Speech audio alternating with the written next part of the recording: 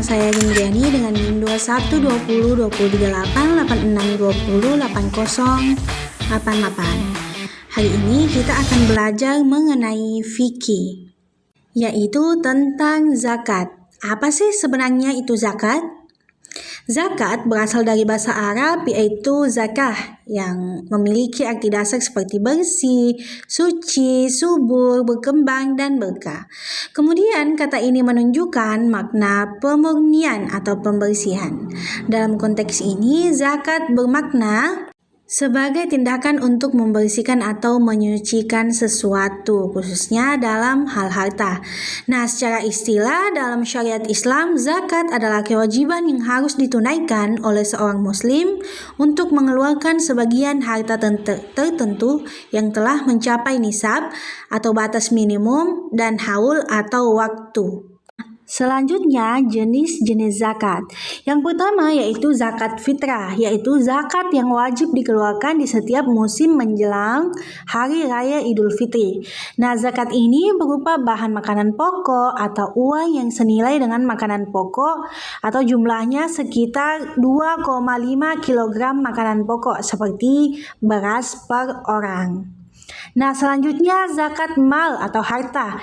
Zakat yang dikeluarkan dari harta seperti emas, perak, uang simpanan, hasil pertanian, dan lainnya. Nah, jumlah yang dikeluarkan adalah 2,5% dari harta total setelah mencapai nisab dan dimiliki selama 1 tahun. Nah, selanjutnya kita masuk ke hukum zakat. Hukum zakat itu apa sih? Zakat wajib hukumnya bagi setiap muslim yang memenuhi syarat-syarat tertentu. Nah, dalam Al-Quran Allah Subhanahu wa Ta'ala berfirman, yaitu dalam surah At-Taubah, yang berarti bahwa ambillah zakat dari sebagian harta mereka. Nah, dengan zakat itu kamu membersihkan dan mensucikan mereka. Selain itu, zakat juga menjadi rukun Islam yang ketiga setelah syahadat dan sholat. Ini menunjukkan betapa pentingnya zakat dalam ajaran Islam. Selanjutnya, harta benda yang wajib dizakati. Yang pertama yaitu binatang ternak. Binatang ternak yang wajib dizakati ialah unta, sapi, kambing, atau domba. Syaratnya, binatang tersebut harus digembalakan secara bebas di padang rumput dan tidak untuk pekerjaan, serta mencapai jumlah atau batas minimal tertentu atau nisab. Nah, nisab untuk binatang ternak untuk unta 5 ekor, sedangkan nisab untuk sapi yaitu 30 ekor, sedangkan untuk kambing atau domba nisabnya 40 ekor. Contoh, Pak Ali memiliki 45 ekor kambing. Nah, setiap tahun ia wajib mengeluarkan 1 ekor kambing sebagai zakat karena sudah mencapai nisab atau 40 ekor untuk kambing. Nah, untuk penjelasan lebih lanjut, kita harus tahu berapa zakat kambing supaya kita tahu aturan yang jelasnya. Nah, untuk 40 sampai 120 ekor kambing zakatnya 1 ekor kambing. Nah, untuk 121 sampai 200 ekor kambing zakatnya 2 ekor kambing. Dan selain itu 201 sampai 300 ekor kambing zakatnya 3 ekor kambing. Setiap tambahan 100 ekor tambah 1 ekor kambing. Rasulullah Shallallahu Alaihi Wasallam bersabda, pada kambing yang digembalakan jika jumlahnya mencapai 40 ekor kambing hingga 120 ekor, maka zakatnya adalah 1 ekor kambing. Nah, jika jumlahnya 121 hingga 200 ekor, zakatnya adalah 2 ekor kambing. Sedangkan jika jumlahnya 201 hingga 300 ekor, zakatnya adalah 3 ekor kambing atau setiap tambahan 100 ekor zakatnya 1 ekor kambing. Hadis riwayat Abu Daud, At-Tirmizi, dan An-Nasai. Nah, selanjutnya zakat sapi dan kerbau nih. Nah, untuk zakat sapi sendiri nisabnya minimal 30 ekor sapi. Nah, usia sapi yang wajib dizakati yaitu untuk anak sapi jantan atau betina berumur 1 tahun dan sapi betina berumur 2 tahun. Nah, selanjutnya untuk 30 sampai 39 ekor sapi sapi yang wajib dizakatkan yaitu 1 ekor anak sapi yang berumur 1 tahun. Dan untuk 40 sampai 59 ekor sapi yang wajib dizakatkan yaitu 1 ekor sapi betina berumur 2 tahun. Nah, untuk 60 sampai 69 ekor sapi yang wajib dizakatkan yaitu 2 ekor anak sapi berumur 1 tahun. Nah, jika sapi bertambah 30 ekor, maka tambahan 1 ekor anak sapi berumur 1 tahun. Jika tambahan 40 ekor, maka tambah 1 ekor sapi betina berumur 2 tahun. Contoh, Pak Andi memiliki 45 ekor sapi yang digembalakan di padang rumput karena jumlah sapinya antara 40 sampai 59 ekor. Nah, Pak Andi ini wajib mengeluarkan 1 ekor sapi betina yang berumur 2 tahun sebagai zakat. Selanjutnya, zakat unta. Nah, nisab unta ini berbeda dengan sapi tadi. Nisab unta yaitu minimal 5 ekor unta.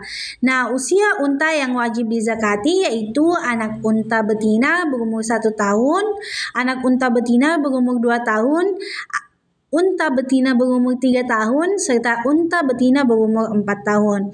Nah, misal seorang mempunyai 5-9 ekor unta, maka yang dizakatkan yaitu 1 ekor kambing. Misal 10-14 ekor unta, maka yang dizakatkan yaitu 2 ekor kambing. Nah, jika 15-19 ekor unta, maka 3 ekor kambing. Jika 20-24 ekor unta, maka 4 ekor kambing.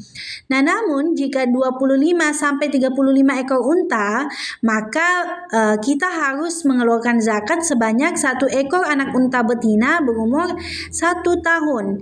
Selanjutnya, jika 36-45 ekor unta jumlah unta kita, maka kita wajib mengeluarkan 1 ekor anak unta betina yang berumur 2 tahun. Selanjutnya, jika 46-60 ekor unta, maka kita wajib mengeluarkan 1 ekor unta betina yang berumur 3 tahun. Dan selain itu 61, 70 atau sampai 75 ekor unta yang kita punya, maka kita wajib mengeluarkan 1 ekor unta betina berumur 4 tahun. Nah, contoh nih, Pak Usman ini memiliki 30 ekor unta.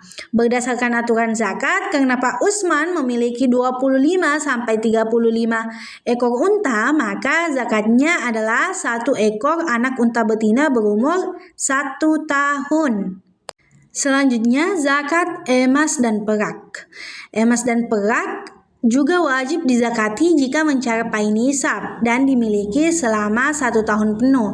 Nah, nisab untuk emas itu sendiri adalah 85 gram dan perak adalah 595 gram.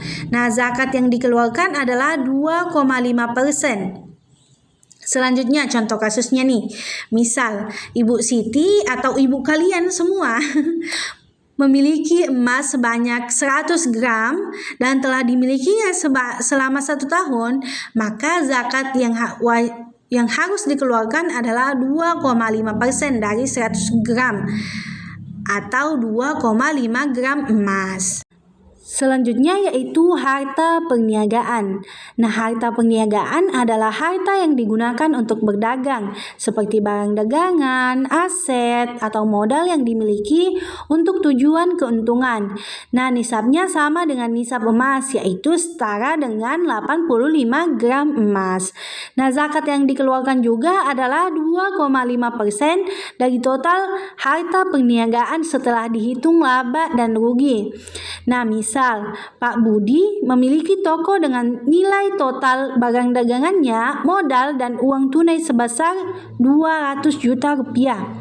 Nah, setelah dikurangi semua utang dan beban, harta yang masih tersisa masih lebih dari nisab atau setara dengan 85 gram emas. Nah, maka Pak Budi ini wajib membayar zakat 2,5% dari total tersebut, yaitu 5 juta rupiah.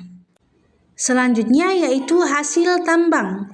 Nah, hasil tambang yang wajib dizakati adalah mineral atau logam berharga seperti emas, perak, minyak, dan lainnya yang dikeluarkan dari bumi.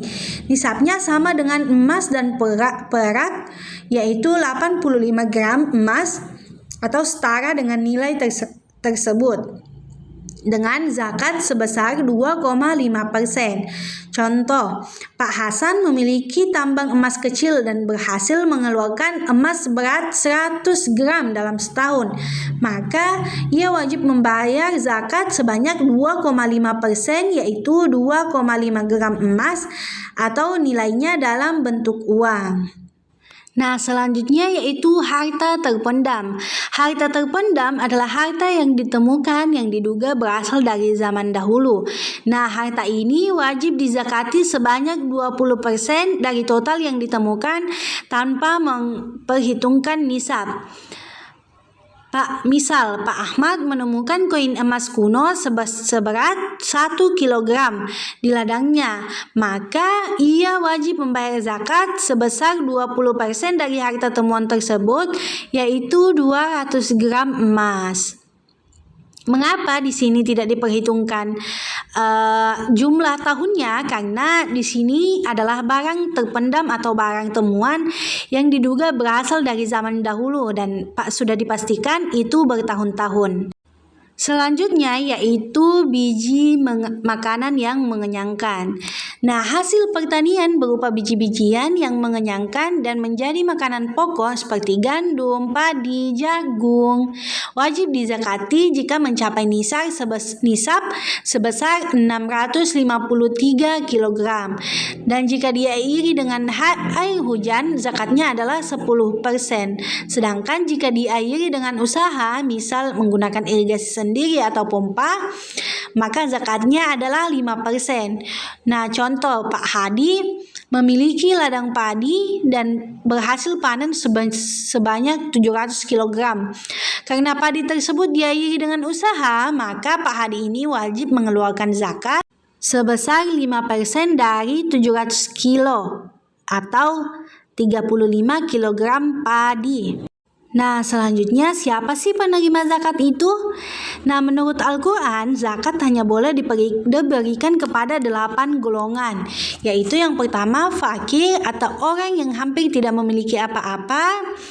Yang kedua yaitu miskin, yaitu orang yang memiliki sedikit harta tetapi tidak cukup untuk memenuhi kebutuhan pokoknya. Yang ketiga amil, yaitu pengelola zakat. Yang keempat mu'alaf atau orang yang baru masuk Islam. Yang kelima rikab atau budak yang ingin merdeka meskipun konteksnya kini berbeda. Selanjutnya 6 gharim, yaitu orang yang berhutang atau tidak mampu membayarnya. Yang ketujuh yaitu fisabilillah adalah orang-orang yang berjuang di jalan Allah sedangkan dalam perjuangannya tidak mendapatkan gaji dari siapapun. Misal orang yang berperang ini kan tidak bisa bekerja karena sedang dalam kondisi peperangan atau sedang dalam kondisi berperang, maka ia tidak dapat bekerja, makanya ia tidak dapat mendapatkan gaji dari siapapun, olehnya itu ia wajib menerima zakat. Selanjutnya Ibnu Sabil atau musafir yang kehabisan bekal. Misal di suatu kondisi Anda pergi di perjalanan misal dari Sulawesi ke Jakarta. Nah, dalam perjalanan setelah Anda sampai di Jakarta, Anda tidak tiba-tiba ada suatu kejadian, misal Anda dirampok dan tidak mempunyai harta apa-apa lagi selain pakaian yang ada di badan Anda. Nah, jika Anda kehabisan harta, misal handphone Anda sudah dicuri, dirampok, segala sesuatu yang Anda butuhkan, misal harta-harta Anda sudah habis semua, maka Anda wajib menerima zakat atau pergi ke pusat panitia tempat zakat terdekat. Nah, karena Anda wajib menerima zakat. Sekian, terima kasih.